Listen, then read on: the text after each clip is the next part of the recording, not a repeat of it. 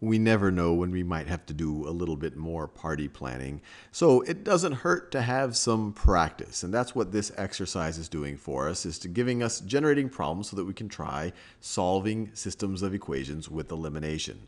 And so for this first problem, it says solve for x and y using elimination. And then this is what they have. 6x minus 6y is equal to negative 24. Negative 5x minus 5y is equal to negative 60. So let me get my scratch pad out to solve this. So let me rewrite it. So they gave us 6x minus 6y is equal to negative 24, and negative 5x minus 5y is equal to negative 60. So what we have to think about, and we saw this in several of the other videos, is when we want to eliminate a variable, we want to manipulate these two equations that if we were to add the corresponding sides, that variable might disappear. So if we just added a 6x to a negative 5x, that's not going to cancel it out. If this was a negative 6x, that would work out. Or if this was a positive 5x, that would work out. But this isn't exactly right.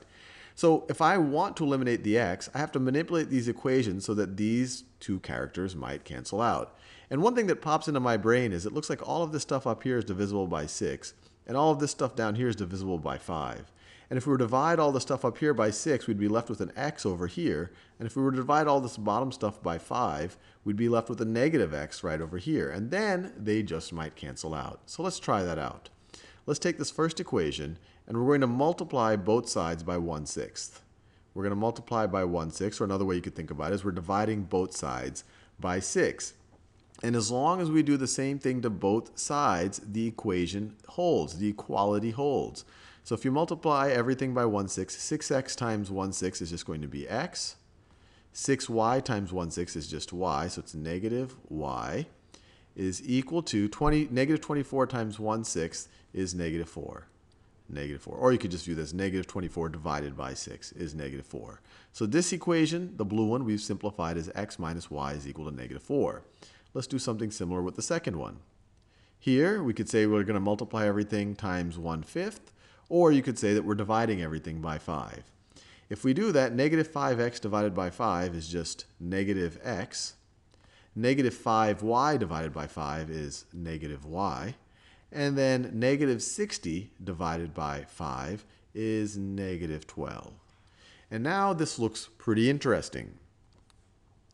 If we add the two left-hand sides, and remember, we can keep the equality because we're essentially adding the same thing to both sides. You can imagine we're starting with the blue equation, and on the left-hand side, we're adding negative x minus y, and on the right-hand side, we're adding negative 12. But the second equation tells us that those two things are equal. So we're doing the same principle that we saw when we first started looking into algebra, that you can maintain your equality as long as you add the same thing. On the left-hand side, we're going to add this, and on the right-hand side, we're going to add this. But this second equation tells us that those two things are equal, so we can maintain our equality.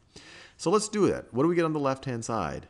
Well, you have a positive x and a negative x. They cancel out. That was the whole point behind manipulating them in this way. And then you have negative y minus y, which is negative 2y.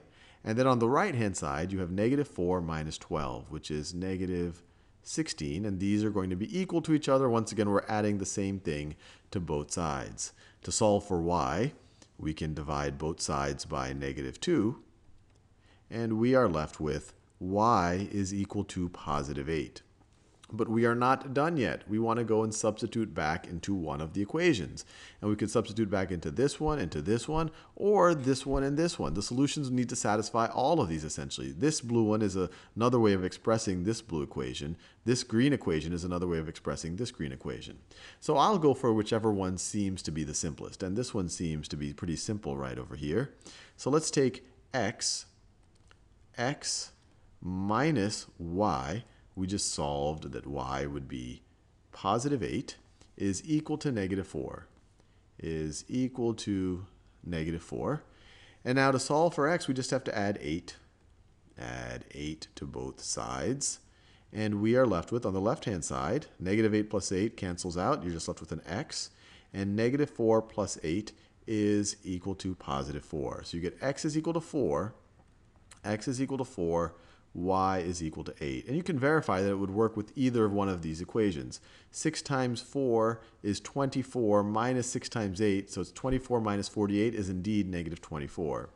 negative 5 times 4 is negative 20, minus negative 40, if y is equal to 8, does indeed get you negative 60. So it works out for both of these, and we can try it out by inputting our answer. So x is 4, y is 8. So let's do that.